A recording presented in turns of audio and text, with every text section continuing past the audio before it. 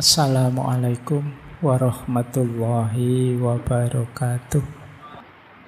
Oke lah, jadi pola komunikasi ini saya mau coba bungkus dalam observasi yang saya perhatikan akhir-akhir ini. Selama beberapa ribu tahun, kita tuh menganut keyakinan, agama, untuk mencari kenyamanan batin, atau salvation, atau kalau Katolik, redemption.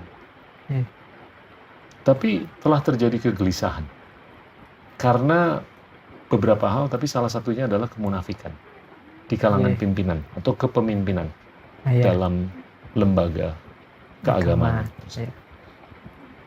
Maka beralihlah dalam beberapa ratus tahun terakhir ini untuk mencari solusi, namanya inklusi atau keikutsertaan. Nah, ini lewat struktur sosial, ekonomi, politik, atau ideologi. Apakah itu sosialisme, liberalisme, kapitalisme, komunisme.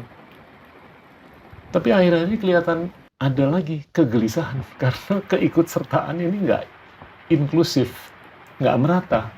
Iya kan? Ada yang dapat 1.000, ada yang cuma dapat 1. Nah, beralihlah atau evolusi ke tahapan berikutnya, kalau menurut saya ini adalah tribalisme atau individualisme. Ya wes, gue ngurusin RT gue aja, lu ngurusin RT lu.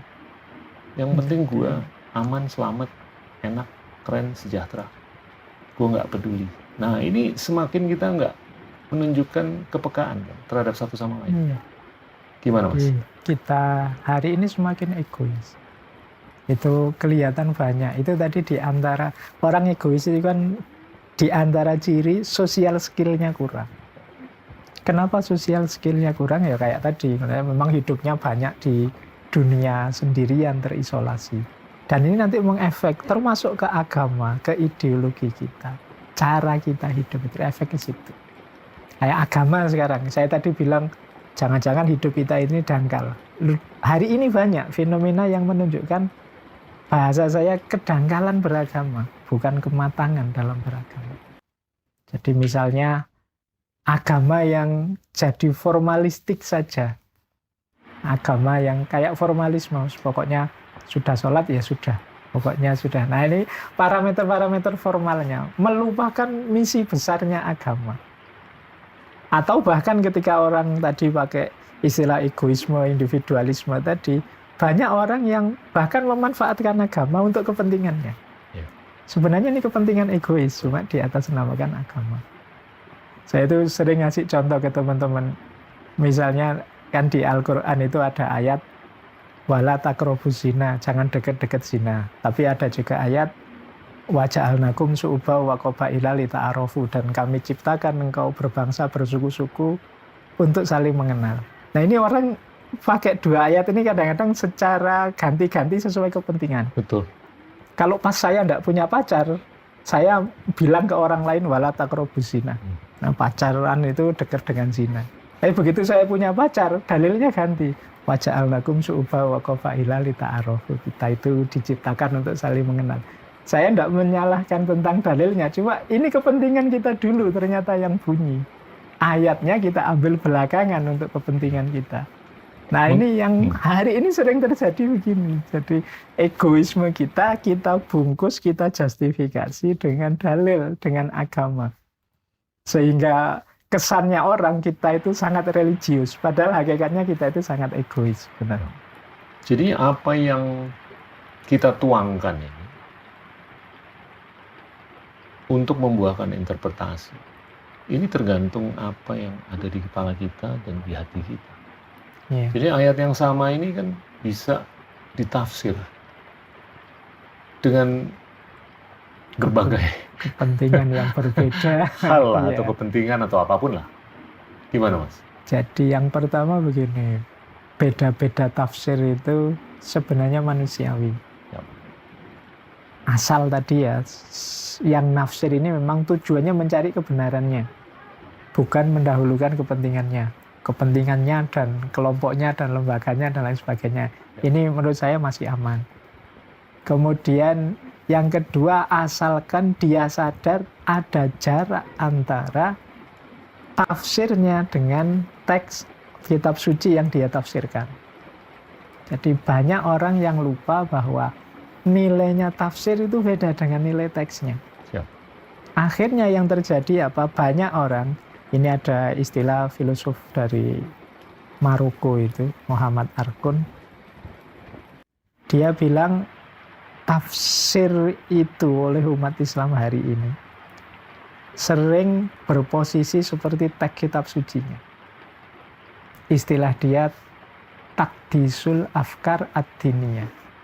Takdisul afkar ad-diniyah itu sakralisasi pemikiran keagamaan. Pada akhirnya yang kita sakralkan itu ternyata pikiran kita, bukan agamanya. Nah, sebenarnya ini problemnya bukan kok terus kemudian kita tidak nafsir, tapi kita sadari bahwa tafsir kita itu derajatnya manusia, tidak ilahi. Yang bisa keliru, boleh dikritik, bisa tidak pas, bisa melenceng, dan lain sebagainya. Nah, kesadaran ini yang menurut saya di kita hari ini kurang. Belum lagi seperti tadi, kemudian secara tidak sadar kita mendahulukan kepentingan dibandingkan tafsirnya. Mungkin karena konsekuensi aliran, konsekuensi lembaga, atau kepentingan-kepentingan yang lain. Nah, jadi berarti kuncinya sebenarnya nomor satu menurut saya, ayo kita sadari fakta ini dulu. Nanti baru kita main dengan mana yang lebih sesuai dengan misi agama, dengan nilai agama, dan lain sebagainya. Karena kalau kesadaran ini saja tidak muncul, pasti akan muncul banyak problem yang kita alami sekarang. Konflik antar beda pemahaman. Betul. Yang satu memahami gini, yang satu memahami gini. Karena menganggap bahwa pikirannya selevel. Kalau Islam Qur'annya, seolah-olah kalau ada orang bantah pemahaman kita terhadap Qur'an, itu dia bantah Qur'an. Padahal enggak, yang dibantah pikiran kita, tafsir kita. Nah, kesadaran ini yang menurut saya perlulah kita bareng-bareng sadari. Jadi paling tidak mereduksi konflik antar tafsir. Betul.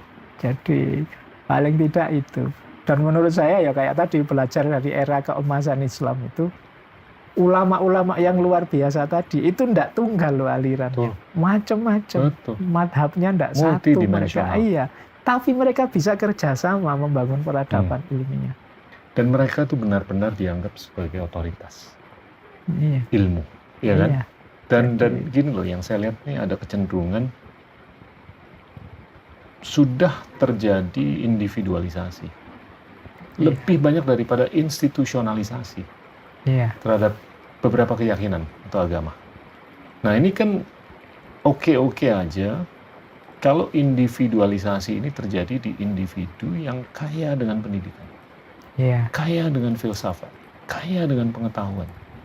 Tapi kalau kita lihat variansinya